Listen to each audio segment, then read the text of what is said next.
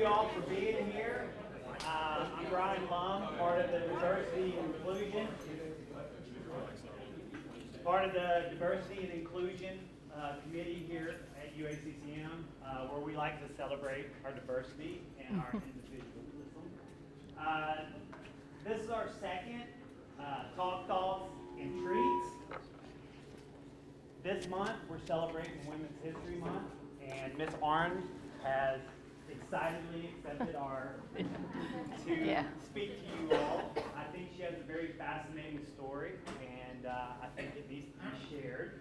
And I'm very proud that she has done this and will do this. So I hope you all enjoy, and thank you for being here. Okay. All right. So everybody can hear me then? Okay. Brian asked, and I thought it was going to be little, and it keeps growing, so we'll see. I am currently Vice Chancellor for Academic Services and will be retiring on May 31st. Have been at UACCM for 33 years. And so suddenly, since I'm leaving, I have a lot of wisdom to share. So that will be a good thing. I am like most students. I am from a family, I was a first generation to go to college. Nothing my parents ever thought of nor expected me to do. But I want to tell you little things that I have learned along the way. Life on the farm. I grew up on a farm in Illinois. There were 5 kids and not a lot of money, but we really didn't know we didn't have a lot of money. So everything, it was just fine. First lesson I learned was always feed the animals first. We had horses, we raised horses. We had cows. At one time we had pigs, we had sheep. My dad was a mechanic with the heart of a farmer, so they kind of rotated in, except for the horses. They just stayed. He loved Appaloosa horses is what we raised, and at one time we had about 60 to 70 of those. So there's a lot of work involved with horses, and so the big thing about always feed the animals first to me is you have a responsibility to anyone or anything that is entrusted to you. And that is something I think that taught us as we were growing up. You need to make sure that they're taken care of because they have you to be that person for them. I also learned that life is not fair and can make you cry. You know, growing up on a farm, animals die. Dad would sell the horse you loved the most because that's what it was. You didn't raise horses so you had 60 horses. You raised horses to move them on. So I think part of life and learning is that life is not fair and it can make you cry. And I would cry every time we sold a horse. In fact, my sister currently still has cows. And this weekend she said, "Can you take this cow?" And obviously my husband was like, no, because she's bottle fed it and it's time for that cow to move on and it's going to make her cry when she has to sell it. So it's not fair, and that's something that you learn quickly on a farm, that life is not fair. Hard work is expected. I grew up, I don't think my parents would have taken anything less than hard work. I can remember probably being about this big, and my dad decided he was going to tear down a barn somewhere to salvage the wood, and it was the middle of the winter, and they never asked us if we wanted to go. They said, "Get in the car, we're going," and we would go every weekend and tear down this barn, my father and 5 children. And guess what? We tore it down, we brought it home, and he built another barn. So you have to work hard. You know, before weed eaters, this is how we did weeds in our yard. And we didn't have weeds because you were out there pulling weeds. I think if you don't get anything else in your head, hard work. Life is hard work, and I think it just has to be expected. Sometimes what we think is real may not be. And in our lives, that happens. And let me give you an example of what I thought was real my whole life. And I hate to admit it, but I was probably about 16 or 17 when I figured it out. My maiden name was Warren, so my dad's last name was Warren, and my mother's maiden name was Warren. They weren't related, they have told me that. But growing up, all of my relatives had a last name of Warren. So when I would be with friends and they would say, well, this is Grandma Anderson and this is Grandma Smith, I always felt sorry for them. I thought, wow, that's really sad. Their family, there's had to be some issue there because we always had the same name. So sometimes what we think is real may not be. And we need to always think about that in life. Just because you assume that, you need to really get in there and figure out what is happening. That's the farmhouse I grew up on. It's snow. I grew up in Illinois. I miss the snow. Big old red farmhouse, no heat in the top floor. It's just how it worked. Horses, and you can't hardly see, and that's good. That's me with one of our horses. More horses. And that's actually me and a sheep. I grew up, we were happy little people. We had fairs, and that was one of the sheep. And I won a prize for that. Yay, me. Okay? So, life in high school. Again, here's what I learned in high school. If you move this over. When I say feed the animals, I learned that if you belong to an organization, you are responsible. My parents, if you belong, you better do everything you can for that organization. If you don't want to belong, if you don't want to work, don't belong. But your responsibility is where you have made an obligation. We learned again to work hard. We were part of a drill team on horses, and we would practice, and we traveled between Iowa, Missouri, and Illinois. And we just did, this group would get together and make sure everything worked. It was hard work, but it was just part of what we did. Life is not fair and can make you cry. In high school, some of our friends were in a car accident. And, there's always that guy in school who's the super jock and so nice and everybody loves him. Well, he came out of that car accident with some brain injuries. And so he was no longer that person. And, we all cried for that, but we all learned that we needed to accept him as he was. And I think that's something important, again, that life can happen to us. Sometimes people can see things in you that you do not see. There are people from high school who changed my life. And since we're talking about International Women's Month, I pulled Mrs. Sneed. She was a literature teacher, and she taught me that reading a book was more than just reading the words. And that was very important to me. I had Mrs. Harris, she's the first hippie I ever really met that was an adult. I went to school, I graduated in 1974, before most of you were even born, or your parents maybe. So we kind of had that wave, and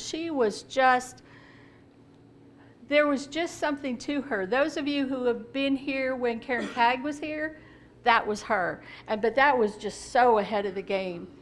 She wrote in my yearbook, that's when we all wrote in yearbooks. And I never remember anything, and I looked this weekend, but I had always remembered, she wrote, because everybody always wrote that I was nice. I was very quiet, I was nice. She said, someday I'm going to bloom. And I've always remembered that. And it took me a while, but I believe I got there, and I appreciate the fact that she saw that in me. And then another one was Mrs. McEvoy, and she was in charge of FBLA. When that was, an organization we were all in, and she took us to a meeting and said, I need you to get up and give an impromptu speech. Okay, I was not the type of person to do that. But I said, okay, and I did, and when it was over, she came back and she said, well, you didn't win. You know, surprise, surprise. She said, but they want you to run for state president now. And I'm like, oh, no.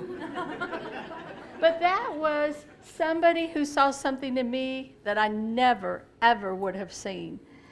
And there are wonderful people in Illinois. And let me just say, there are wonderful people in Illinois. They help each other. We grew up helping each other.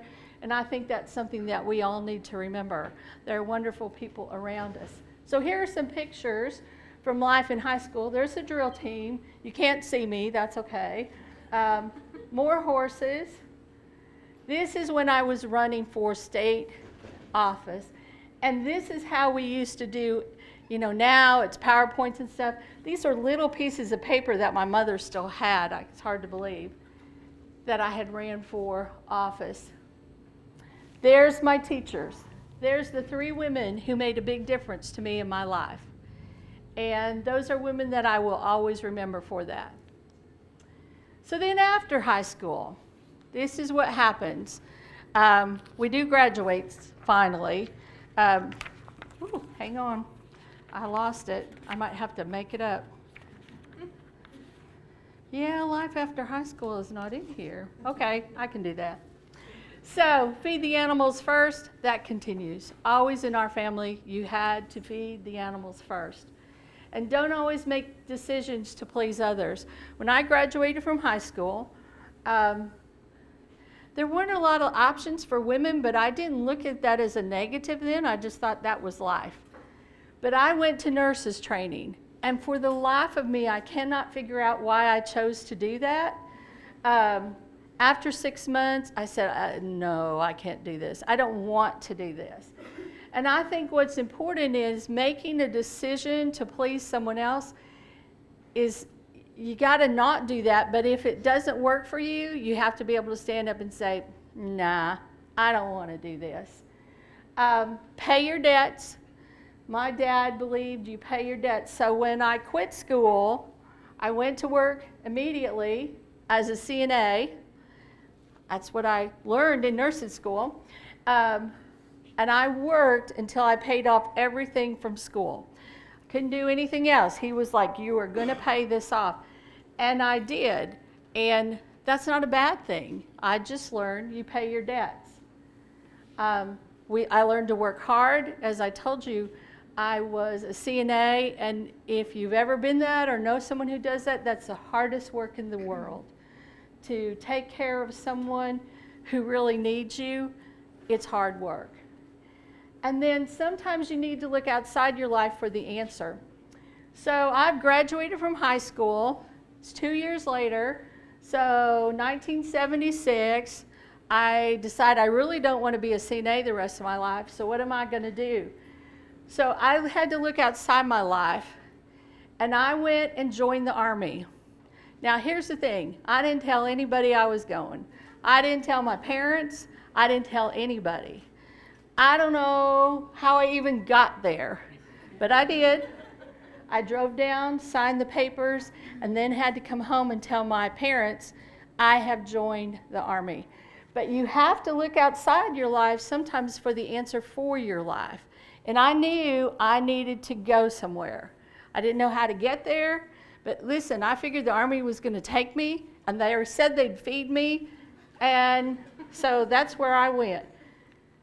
So, again, life after high school. This is the last day I was working as a CNA before I went into the Army. My mom took a picture, which is weird. I found that. So, life in the Army. In 1976, as a woman in the Army, it was still the WACS, Women Army Corps. And in fact, my unit was the last unit of WACS. That means everyone in the unit was female, although we had male and female drill sergeants. So that's kind of special. And they told us, but at the time it was like, went over my head. But really, when you go back and think about it, it's pretty cool that you're part of that. This is what I learned in the Army, and I learned a lot in the Army, I'm going to tell you. I learned sometimes bad things happen, and sometimes good things happen. In basic training, It was hard. Bad things happened. Girls were molested in our unit by drill sergeants. That's when it first came to me that things could happen to women that may not be happening to someone else. What was most interesting about that also is they were the platoon leaders. So it wasn't the shy girls, it was the leaders. And that came out after we were there. Basic training was, I think, 6 weeks. About week 4-ish, 5, they finally cracked. They said they couldn't take it anymore. Well, this is how the Army, if you've ever been, you go into basic training and they squish you like a bug, but by week 4 and 5, they're telling you how good you are because you are good if you've made it that far. So when this was announced and this happened, immediately the drill sergeant was removed. The girls were not removed. They were part of it, and it was like, okay, we're here together. They brought in a female drill sergeant, another one, and we went out that day to do what we did. We ran and did exercise and things. And when we came back, our barracks had been torn apart. That's what happens in week 1. It doesn't happen in week 4 or 5. And we found out it was the female who had done that, not believing in another female. That was a bad lesson to learn. But what I then learned, our leader over that was a female and came in, released that one, and life changed. So those are things I did not know before, but am very aware of now. And I think all people need to be aware that sometimes those things happen, and we need to think about that as we support people. I found out life is not fair, and it can make you cry. In basic training, life wasn't always fair. You know, they put the ice cream behind the drill sergeants in the mess hall. So, and when you ate really fast. You know, they'd run you in, you could eat 2 hamburgers this fast. But if you wanted ice cream, you had to go behind the drill sergeants. And then you were going to get a hard time. Now, I didn't look like this. I promised I was really skinny. We ran all the time. Nobody ate ice cream. Life is not fair. It may not be there, but sometimes you have to make decisions that, yeah, I'll just have to pass on that.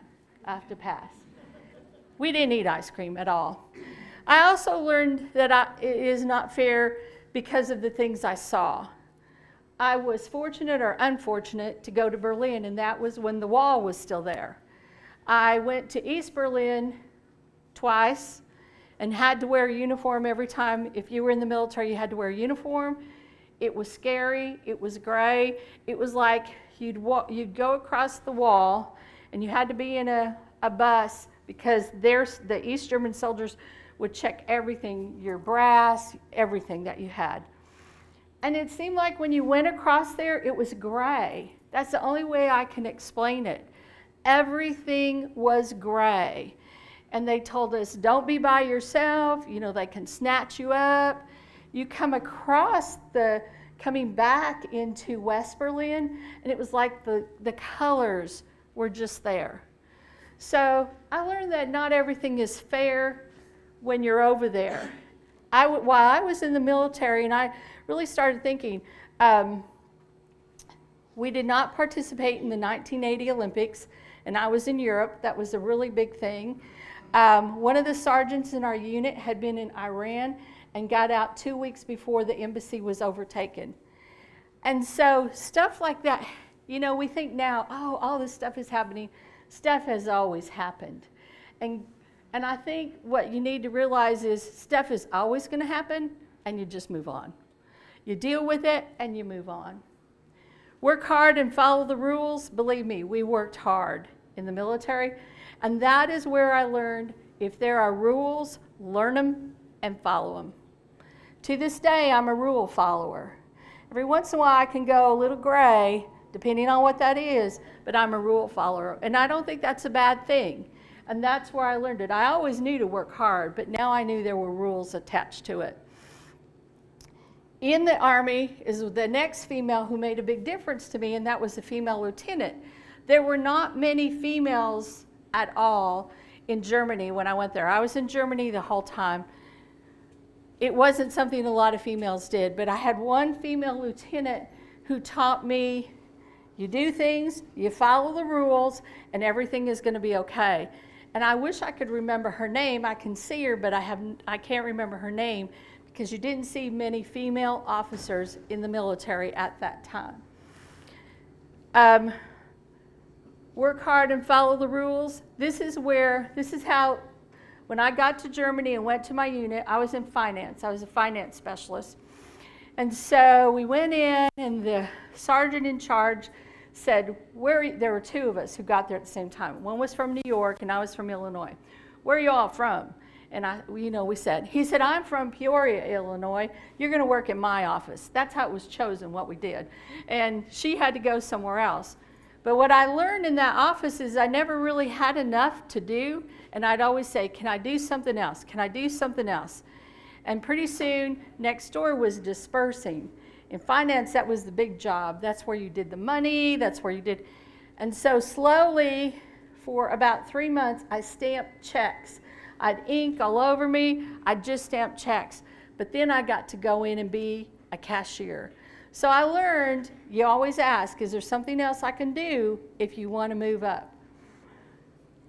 Do the right thing regardless of what others think. When our units merged, and I'm a cashier, and I got sent to a new unit, the first day they said, you're going to be in the cage. That's what we called it when because we were locked up when we did our money. We did dollars and marks. They said, you're going to be in the cage. And I said, okay. And I said, where's my money? And we all had our own money. Well, I sat down and started counting it. Because where I had been taught by this female lieutenant, you never would have gone in the cage without counting your money. Because bundles of money are off. And in the military, if you are off your money, you get written up. So I started counting, and the officer there, he just kept watching me. And when I finished, he said, what are you doing? And I said, well, you're not going to put me in the cage until I count my money, right? And he just looked at me and he said, you're right. So the other cashiers were not thrilled. From then on, they had to count their money. But this is what I really say, do the right thing regardless of what others think. They may not have been doing what the right thing is, but you do it. There are many wonderful people in the world. I learned that in the Army. Going in the Army, the first thing I heard from everyone is, oh my gosh, you can't go in the Army. You know, women don't go in the Army. And in 76, they didn't, not a lot of them. You don't know what kind of women are going to be there. Wonderful women. Women just like us were there. And so, wonderful people. And again, sometimes people can see things you don't. As I was getting ready to get out of the Army, my first sergeant, who happened to be a male, he said, you're going to go home and in 4 months you're going to say, I need to go back in the Army because you're so used to that. He said, never come back. You go to school and you stay home. You've gotten everything you need from the Army. And he saw something in me that I couldn't see because there were times I thought, I need to go back in the Army. I like the Army. So, life in the Army. This was me in the Army. In the middle was basic training. You see, again, I was very skinny then. We did a lot of running. There's me again in uniform. Me again in uniform. We had a lot of fun while we were there. This is me in Berlin in West Berlin. See the color? We had to be in uniform because we'd crossed. These are some friends of mine that were there from everywhere in life, you know, from all over. This is the wall. This is the gray. This was at the same time. See the difference in the gray? And that's what you could see across into East Berlin. And it taught me a lot, and I'm very patriotic for that. So then I left there and came to Arkansas. It's like, how did I end up in Arkansas? While I was gone, my parents moved to Arkansas. My dad had always said he was going to move south. He hated the snow. He was going to move south. So they moved to Arkansas while I was gone. So when I came home, it was go back to Illinois, come to Arkansas. But I came to Arkansas because my father became ill, and he died a year after I got home, so I came to Arkansas. So life is not fair. You plan things, and you're just going to have to do what you have to do. I found there are many wonderful people in the state of Arkansas. When I came, I was obviously not from Arkansas, but the best thing anyone ever taught me how to do was run a chainsaw. My parents' house was heated with wood, and so the first thing they said, you got to learn to run a chainsaw. I still have a chainsaw. Yes, dear, don't I? It's just a smaller one, but I still run a chainsaw. But the people of Arkansas were wonderful. They were there to help and to help me. And you have to always look around when you think they're not good people. They're there. Again, feed the animals first. When I came, we still had animals. I still had to take care of those animals. I started school. I was going to ASUBB at first, and I would have to go out and make sure I fed the animals before I could go to school. And sometimes it was not easy out there trying to get hay and things in the winter, but you had to still work hard. What I found in Arkansas is you have to find a goal and follow it as fast as you can. It took me 7 years to get through school. And sometimes students, we try to push you to get you through. It took me 7 years. Sometimes I could go to school, and sometimes then I had to work to be able to go to school. Sometimes I'd work during the day and go at night. Sometimes I'd work at night and go during the day. 7 years, but I had a goal, and I was going to get through it. And remember, my parents could care less. It wasn't important to them, so it had to be important to me to get there. And then always, you have to have a backup plan. And my backup plan was, I got a degree in business, an AS in business. Then when I got my bachelor's degree, I got business education.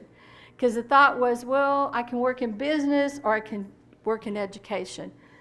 When I graduated from Harding, I graduated one day and started here the next week. So it's been education every time. But you need to have a backup plan. What's going to happen if it doesn't work? And I will tell you, there were 2 women at ASUBB who made a difference in my life.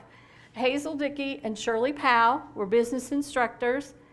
And the most important thing they did for me was treat me like a person. And I think that is most important for everyone, to treat people like a person, regardless of, they were my teachers. It didn't matter. They taught me, they treated me like a person. It's very important to me. So, again, here's my dad and one of his horses when he first came down. I graduated from ASUBB. I graduated from Harding College. And then I came here at Pettaging Votech, Pettaging Technical College, Pettaging College, and now UACCM. When I first came, that was the business department. And they were scary women, let me tell you. Very, very scary women. But that was the department, and that is where my professional learning really started, was here. I was a business instructor for 15 years, and then I became division chair of humanities, social sciences, and mathematics for 6, and I've been vice chancellor since 2008. And so that's what I've been doing while I'm here, and I've learned along the way. I've learned to believe in yourself. When I walked in for my job interview, sitting in a chair was someone I knew from Harding who had a master's degree, and I had a bachelor's degree. And my first thing with the interview was, well, I'm not going to get it. She's got a master's, but I got the job. So you have to believe in yourself. And I really believe the reason was during the interview, Mr. Crook, who was chancellor then, and Beverly Parks, who had my job, said, what is the number one thing you would tell a student? And I said, work hard. And I really believe that's why I got the job. Work hard is very important to me. Rules, what we know, those of us in education, there are lots of rules. Rules are always changing. You must learn the rules so that you can follow the rules. I think that has made a big difference in my life. Learn the rules so you can follow the rules. I also know that I work for the college and the students, not for me. I think this is where that change came to me. Even when I was in the Army and part of that, it was part of the Army. But when I came here, it suddenly was, I was not working for me. I was working for the college and mostly for the students. I think you have to find a goal, a professional goal. My professional goal was the job that I have right now. That's what I worked for all those years. And I think that made a difference. It made me work harder. It made me learn. It made me say, okay, this is what I need for here, but this is what I need here. And I think that's what pushed me. There are some wonderful people at UACCM. This is a great place. Whether we're sad or happy, we work together. We don't all agree all the time, which is how life should be, because it makes us think. And find a passion. My big thing is you must find a passion. My passion has become education and educating our students. I couldn't have said that when I first came. It was a job. Now that is my passion. And I think that makes all the difference. And you need to find your voice. Now I will say I have found my voice more the older I've gotten. And now that I'm in my 60s, I'm out of control, right, Mr. Jones? It's just going to come right out, what I have to say. That's right. You have to find it. Now, I will have to say this. You have to find when you need to be quiet sometimes, but you have to do that. I think another important part for us professionally, especially women, we need to help someone else find their voice. Sometimes it's very hard for people to have that voice for whatever reason. So it's part of our job to help them find the voice. And another thing I'm very big on is we don't say I, we say we. Everything we do here, it's we. We do it for the students, and it's we. I've never done anything here that's an I. So, life at UACCM. Now, I need to apologize right up front. Not to the women who are up here, but I had part of a file last night, and I do not have every woman who works at UACCM's picture, so I apologize up front if you're not here. And those of you who think, why did you put that picture? I apologize, but that's what I had. Okay? This is Jane 4. If you never knew Jane 4, and some of you I found didn't even know Beverly Parks, she made you laugh. And see the color? She was color. If you can be a color and make people laugh, that's a good thing. And the Zambrano. This is Beverly Parks. This is the woman I always wanted to be. And I've never gotten close to it, but she was who I strove to be all the time. So here are some more women. Again, I apologize if you're not up here, Sheila. But this is what I found and what I had last night.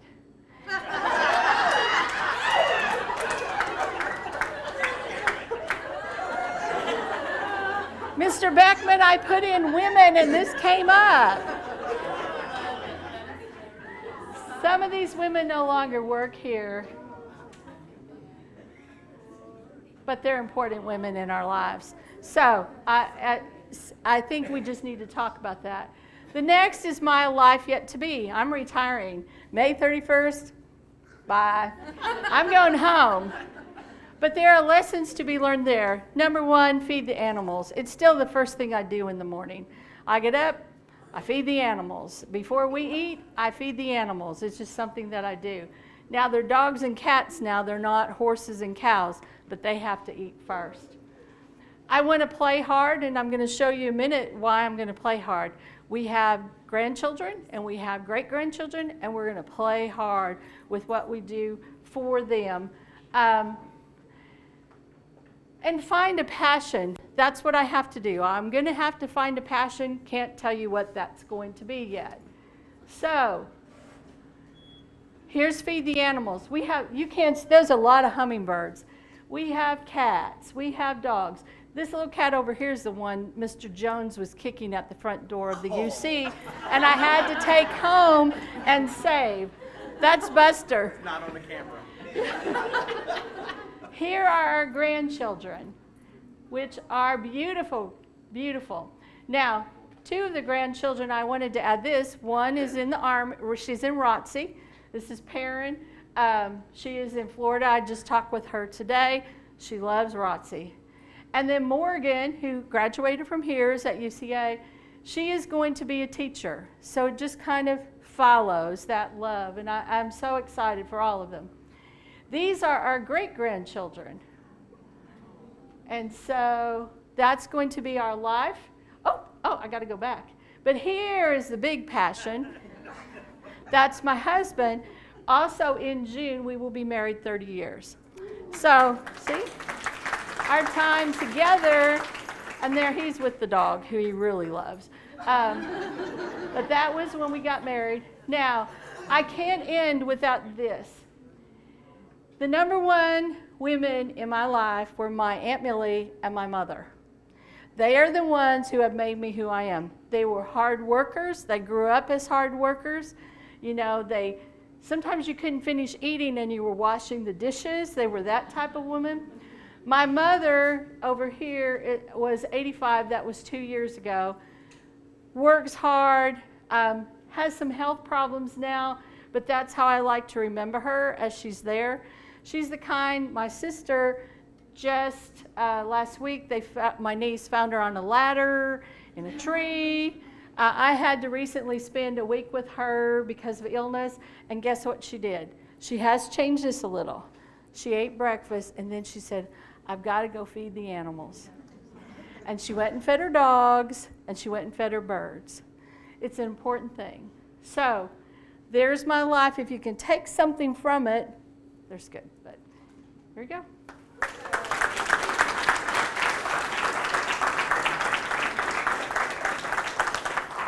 I don't have my mic on, so I'm going to try to talk.